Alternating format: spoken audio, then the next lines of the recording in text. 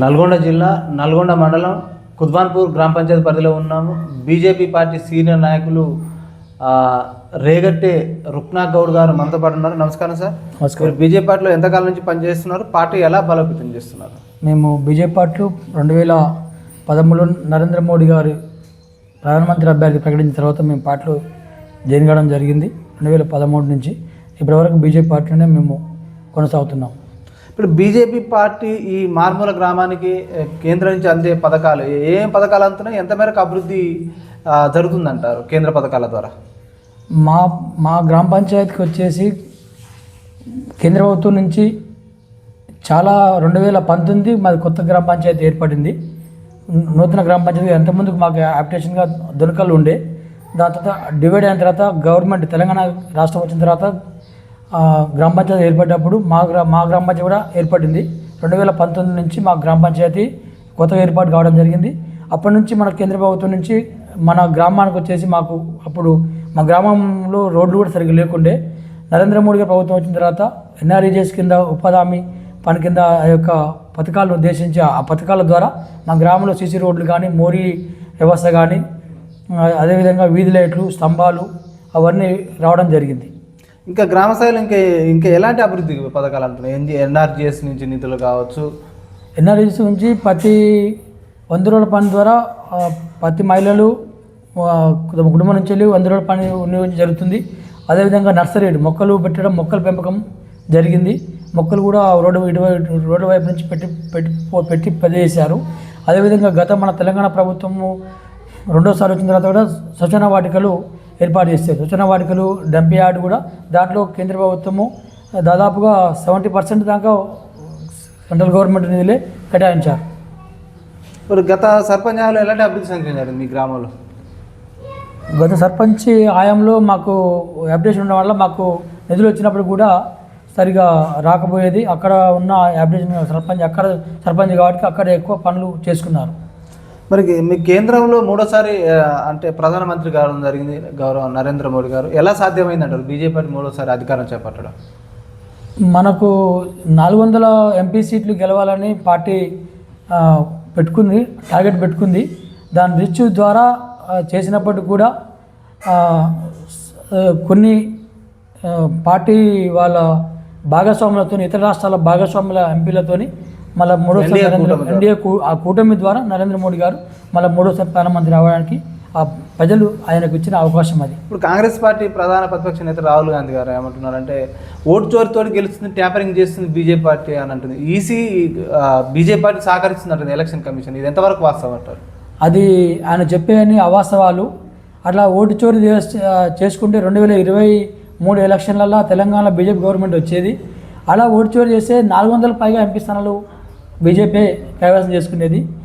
మొన్న జరిగిన 2023 ఎలక్షన్ కర్ణాటకలో చూసుకుంటే అప్పుడు అంతకుముందుకున్న గవర్నమెంట్ బీజేపీ. అలా ఓటు చోరీ చేసుకుంటే అక్కడ కూడా బీజేపీ గవర్నమెంటే ఫామ్ అయ్యేది కదా మనం చూసుకుంటే. కానీ అలా చేయడానికి అవకాశం లేదు. ప్రజాస్వామ్య ఎన్నికలు కాబట్టి ప్రజాస్వామ్యబద్ధంగా ఎన్నికలు నిర్వహించారు. ఈసీ అలా నిర్వహించింది.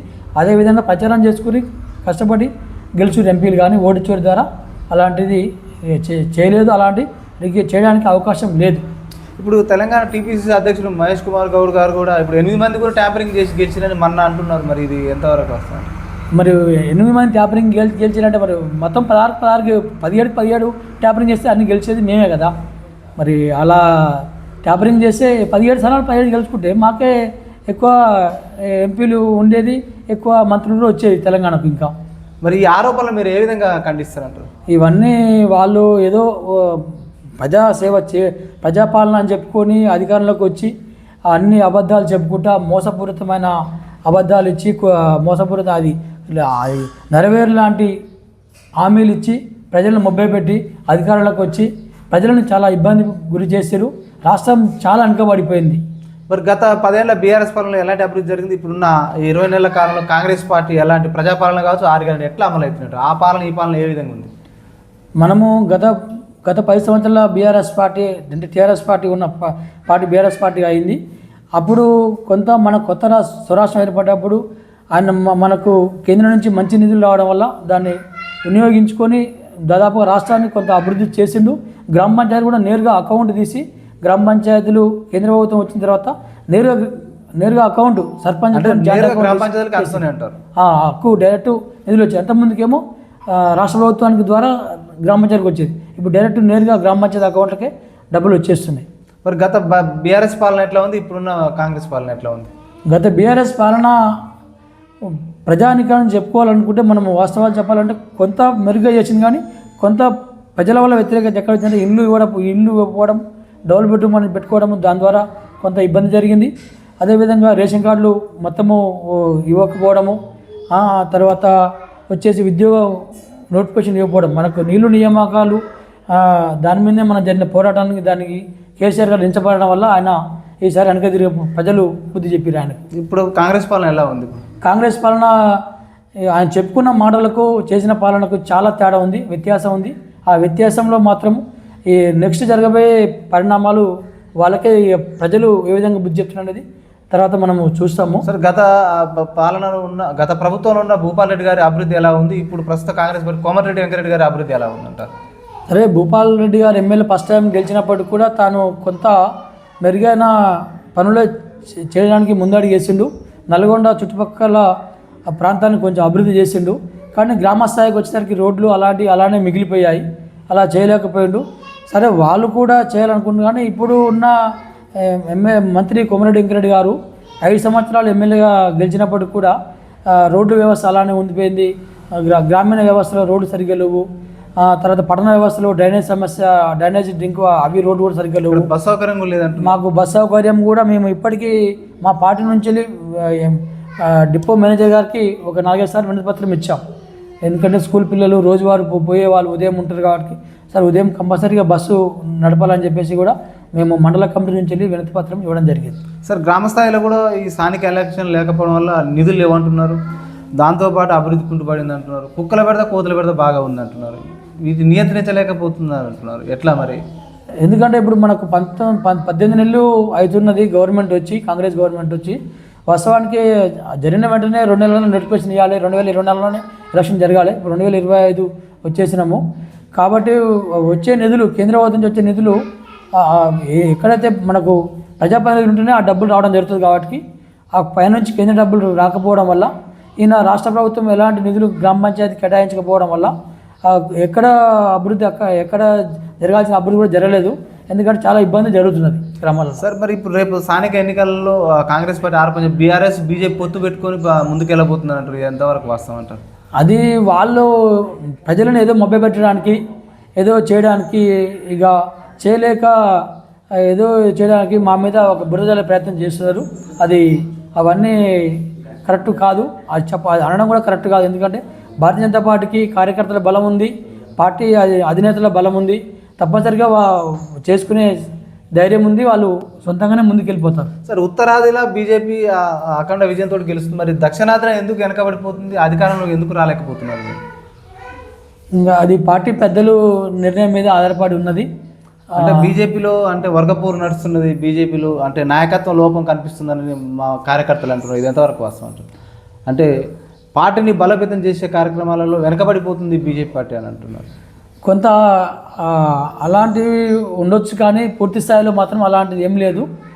మరి క్షేత్రస్థాయిలో బలంగా ఉందా బీజేపీ పార్టీ? క్షేత్రస్థాయిలో బలంగా ఇప్పుడిప్పుడే పార్టీ ముందుకు వచ్చేస్తుంది. ఎందుకంటే గత ప్రభుత్వాల ద్వారా గతంలో టీడీపీ ద్వారా పొత్తు ఉండడం వల్ల అప్పుడు పార్టీ కార్యకర్తలు తగ్గిపోవడము, అదేవిధంగా మళ్ళీ ఈ పొత్తుల ద్వారానే పార్టీ అనేది తగ్గిపోయింది. ఇప్పుడు సొంతంగా పార్టీ పికప్ అవుతుంది, కార్యకర్తలు కూడా బలం వచ్చేస్తుంది. అది ముందుకు పోవడానికి పార్టీ పెద్దలు రేపు ఒంటరిగానే పోటీ చేస్తారా? మేము స్థానికంగా ఒంటరిగా పోటీ చేయడానికి ఉన్నాం. బెల్ట్ షాపుల వల్ల చాలామంది ప్రజలు ఇబ్బంది పడుతున్నారు ఈ గ్రామంలో. ఏ ప్రభుత్వాలు నియంత్రిస్తలేవు, మరి ఆ నియంత్రణ జరగాలంటే మీ పార్టీ ద్వారా అవుతుంది అంటారా? మేము అందరిని కూర్చోబెట్టి గ్రామ పెద్దల్ని కూర్చోబెట్టి దాన్ని మాట్లాడి దాన్ని ఒక సొల్యూషన్ చేయడానికి, దాని ద్వారా చట్టాలు ద్వారా ఏ విధంగా ఉన్నాయి, ఆ యొక్క శాఖ సంబంధించిన అధికారులను సంప్రదించి గ్రామ పెద్దలను మాట్లాడి దాన్ని నియంత్రించడానికి ప్రయత్నం చేస్తాం. సరే, అధిష్టానం గుర్తించి మీకు అవకాశం ఇస్తే రేపు సర్పంచ్ పోటీ చేసే అవకాశం ఉందా? ఉంటే మీ దగ్గర ఎలాంటి ప్రణాళిక ఉంది? ఒకవేళ అధిష్టానం గుర్తించి పోటీ చేయమని చెప్తే తప్పనిసరిగా పోటీ చేయడానికి సిద్ధంగా ఉన్నాము.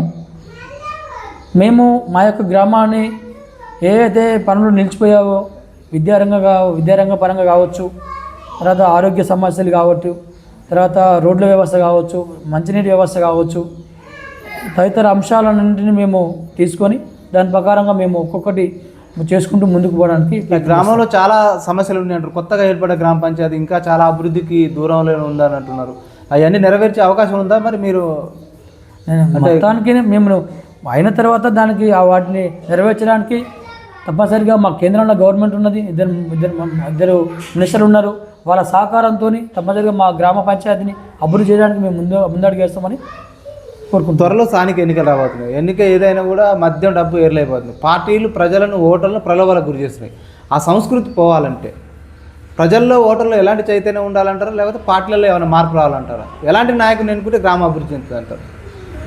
ఇవి అన్నిటినీ అరికట్టే నాయకుడు ఉంటే కొంత వారి యొక్క అన్నిటిని అరికట్టడానికి ఇవన్నీ అరికట్టడానికి చేసే వ్యక్తి ఉంటే బాగుంటుంది.